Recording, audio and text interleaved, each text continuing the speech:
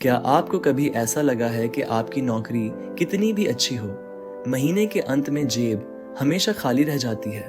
या शायद आपने सोचा हो कि अमीर लोग आखिर कौन सा राज जानते हैं जो हमें नहीं पता। आज हम आपको एक ऐसी यात्रा पर ले जाएंगे जहां एक साधारण व्यक्ति ने अपने दो गुरुओं से सीखा कि असली अमीरी सिर्फ पैसे कमाने में नहीं, बल्कि उसे संभालने और बढ़ाने में है। तो अगर आप भी आर्थिक स्वतंत्रता के उस राज्य को जानना चाहते हैं जो अमीरों को अमीर बनाता है और गरीबों को कर्ज में डुबोता है, तो इस वीडियो को अंत तक देखें, क्योंकि जो हम आपको बताने वाले हैं वह आपके सोचने और जीने के तरीके को बदल सकता है। आप तैयार हैं? तो चलिए शुरुआत करते हैं। तो उससे पहले आप हमारी चैनल प्रेम वाणी पर नए हो तो सब्सक्राइब करें, ताकि ऐसी ही और ऑडियो बुक आप हमारी चैनल पर सुन सकते हैं। तो आइए जानते हैं पैसे कमाने का राज। बचपन से हमें सिखाया गया कि अगर पढ़ाई में अच्छे नंबर आएंगे तो अच्छी नौकरी मिलेगी, लेकिन किसी ने यह नहीं सिखाया कि पैसे को संभालना और बढ़ाना कैसे है। स्कूल हमें पढ़ाई के लिए तैयार करते हैं, लेकिन जिंदगी में आर्थिक सफलता के लिए जरूरी शिक्षा हमें नहीं देते। पारंपरिक शिक्षा यह आपको एक अच्छे कर्मचारी बनने के लिए तैयार करती है। डॉक्टर, इंजीनियर, वकील या किसी और पेशे में कुशल बनने के लिए इसकी जरूरत होती है। वित्तीय शिक्षा यह आपको पैसे को सही तरीके से संभालने, निवेश करने और संपत्ति बनाने की सीख देती है। यह आपको आर्थिक रूप से स्वतंत्र बनाने में मदद करती है। मेरे एक दोस्त अमित ने अपनी पढ़ाई में बहुत अच्छा प्रदर्शन किया। उसे एक प्रतिष्ठित कंपनी में नौकरी मिली और वह हर महीने मोटी तनख्वाह पाने लगा, लेकिन 5 साल बाद भी उसकी हालत वैसी ही थी। तनख्वाह मिलते ही सारे पैसे खर्च हो जाते और आखिर में कुछ बचता नहीं। जब मैंने उससे पूछा कि वह अपने पैसे को कैसे संभालता है, तो उसने कहा, भाई, मैं खर्चों में ही उलझा रहता हूँ, बचत का मौका ही नहीं मिलता। यहाँ समस्या यह थी कि अमित ने पढ़ाई तो की, लेकिन वित्तीय शिक्षा की कमी के कारण उसे पैसे संभालने का तरीका नहीं पता था। क्या सीखें? पैसे को काम पर लगाएं। अगर पैसा केवल खर्च हो रहा है और आपके लिए काम नहीं कर रहा है, तो आप आर्थिक स्वतंत्रता हासिल नहीं कर सकते। आर्थिक स्वतंत्रता का पहला कदम निवेश करना सीखें। आपके पैसे को आपके लिए और पैसा कमाने दें। सीखने की प्रक्रिया जारी रखें। वित्तीय शिक्षा कभी खत्म नहीं होती। आज इंटरनेट और किताबों के माध्यम से बहुत कुछ सीखा जा सकता है। शिक्षा सिर्फ नौकरी के लिए जरूरी नहीं है। अगर आप जिंदगी में अमीर और स्वतंत्र बनना चाहते हैं, तो वित्तीय शिक्षा को प्राथमिकता दें। पढ़ाई का मकसद सिर्फ डिग्री पाना नहीं, बल्कि स्मार्ट तरीके से जीवन जीने का हुनर सीखना होना चाहिए। दूसरा अध्याय, 2 आवाजें, एक रास्ता। हमारी जिंदगी में अक्सर हमें 2 तरह की सलाह मिलती है।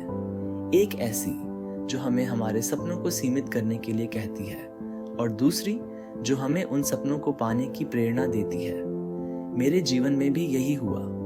मेरी पहली सलाह मेरी माँ से मिली।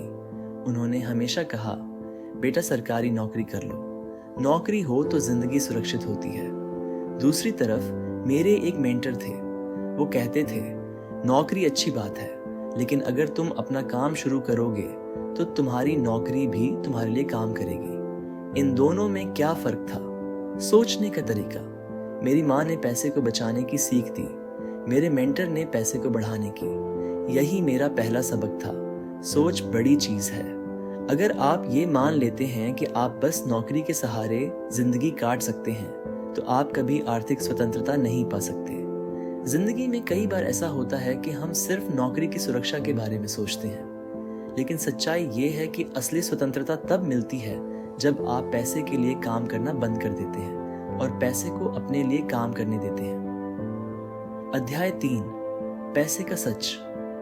पैसे की सबसे बड़ी सच्चाई यह है कि यह आपके लिए काम कर सकता है अगर आप इसे सही दिशा में लगाएं, लेकिन अधिकतर लोग इस सच्चाई को समझ नहीं पाते। मुझे भी शुरुआत में ये बात समझने में कठिनाई हुई। एक बार मेरे मेंटर ने मुझसे पूछा, क्या तुम्हें पता है एसेट और लायबिलिटी में क्या अंतर है? मैंने कहा, हाँ, एसेट मतलब आपकी संपत्ति और लायबिलिटी मतलब आपकी जिम्मेदारियां। उन्होंने मुस्कुराते हुए कहा, यह परिभाषा ठीक है, लेकिन इसे गहराई से समझने की जरूरत है। एसेट वो चीज है जो तुम्हारी जेब में पैसा डालती है और लाइबिलिटी वो चीज है जो तुम्हारी जेब से पैसा निकालती है। साधारण उदाहरण, अगर आपके पास एक घर है जिसमें आप रहते हैं तो वह आपकी लाइबिलिटी है क्योंकि वह आपकी जेब से पैसे निकालता है, बिजली, मरम्मत, लोन आदि। लेकिन अगर आपके पास एक घर है जिसे आपने किराए पर दिया है तो वह आपका एसेट है क्योंकि वह आपको हर महीने पैसा देता है। इस नई सोच ने मेरी आंखें खोल दी। हमने हमेशा ये सोचा कि जो दिखने में बड़ा या कीमती हो वह संपत्ति है, लेकिन असल में अगर वह चीज पैसे कमाने में मदद नहीं कर रही तो वह आपकी संपत्ति नहीं है। आर्थिक रूप से मजबूत होना चाहते हैं तो आपको एसेट्स बनाना और लाइबिलिटीज को कम करना सीखना होगा। एक आम इंसान सारी जिंदगी सिर्फ लाइबिलिटीज खरीदने में बिता देता है, जबकि अमीर लोग सिर्फ एसेट्स पर फोकस करते हैं। अध्याय 4, पैसों की ताकत, समय और निवेश। पैसे की सबसे बड़ी ताकत यह है कि यह समय के साथ बढ़ता है, परंतु इसे समझने और सही तरीके से उपयोग करने के लिए आपको धैर्य और रणनीति की जरूरत होती है। जब मैंने पहली बार कंपाउंडिंग के बारे में सुना तो यह मेरे लिए एक जादू की तरह था। कंपाउंडिंग, छोटे कदमों का बड़ा प्रभाव। कंपाउंडिंग को अगर सरल शब्दों में समझें तो यह पैसे पर पैसा कमाना है, यानी जो पैसा आप निवेश करते हैं वह समय के साथ ब्याज कमाता है और फिर वह ब्याज भी ब्याज कमाने लगता है। यही चक्र आपको अमीर बना सकता है। उदाहरण, सोचिए आपने 1000 रुपये प्रति महीने 10% वार्षिक ब्याज दर के साथ निवेश करना शुरू किया। 5 साल बाद आपका निवेश 77,000 रुपये हो जाएगा। 10 साल बाद 2 लाख रुपये और 20 साल बाद यह 7,50,000 रुपये से ज्यादा हो सकता है। यह छोटी छोटी बचत जब समय और कंपाउंडिंग के साथ मिलती है तो बड़ा फर्क ला सकती है। का सबसे अच्छा दोस्त है। अगर आप कम उम्र से निवेश करना शुरू करते हैं तो आपके पास बड़ा फायदा होता है। अमित, 30 साल का, अगर वह हर महीने 5,000 रुपये निवेश करता है और 10% का ब्याज कमाता है तो 20 साल में उसका पैसा लगभग 33 लाख होगा। राहुल, 20 साल का, अगर वह भी यही निवेश 10 साल पहले से शुरू करता है तो उसका पैसा 1.2 करोड़ तक हो सकता है।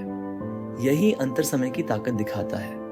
ज्यादातर लोग ये सोचते हैं कि निवेश को बहुत बड़े पैसे की जरूरत होती है, लेकिन असल में छोटे कदम ही सबसे बड़े बदलाव लाते हैं। मैंने देखा कि मेरे कई दोस्त निवेश शुरू करने में देर कर देते थे। उनकी सोच थी कि अभी खर्चे हैं, बाद में शुरुआत करेंगे, लेकिन जितनी देर होगी उतना ही नुकसान होगा। क्या करें? जल्दी शुरुआत करें। आप जितना जल्दी निवेश करना शुरू करेंगे उतना बड़ा लाभ मिलेगा। एक अनुशासन बनाएं। हर महीने थोड़ा थोड़ा पैसा अलग रखकर निवेश करें। लंबी अवधि पर ध्यान दें। जल्दबाजी में न बेचें। लंबी अवधि के लिए धैर्य रखें। निवेश का असली जादू समय के साथ काम करता है। जितना जल्दी आप कंपाउंडिंग का फायदा लेना शुरू करेंगे उतना ही आपका पैसा बढ़ेगा। याद रखें, एक पेड़ तभी बड़ा होता है जब उसे समय और सही पोषण मिले। अध्याय 5, नकद प्रवाह, कैश फ्लो का खेल। जब मैं पहली बार कैश फ्लो का मतलब समझा तो यह मेरे लिए जिंदगी बदलने वाला अनुभव था। इसे समझना आसान है, लेकिन ज्यादातर लोग इसे नजरअंदाज कर देते हैं। आपके वित्तीय जीवन का आधार नकद प्रवाह है, यानी आपका पैसा कैसे अंदर आता है और कैसे बाहर जाता है। कैश फ्लो क्या है? नकद प्रवाह का मतलब यह है कि हर महीने आपके पास कितना पैसा आता है और कितना खर्च होता है। पॉजिटिव कैश फ्लो, जब आपकी आय आपके खर्चों से अधिक हो। नेगेटिव कैश फ्लो, जब आपके खर्च आपकी आय से अधिक हो। सोचिए आपके पास एक महीने में 50,000 रुपए की आय है और आपके खर्च 40,000 रुपए हैं। इसका मतलब है कि आपके पास 10,000 रुपए का पॉजिटिव कैश फ्लो है।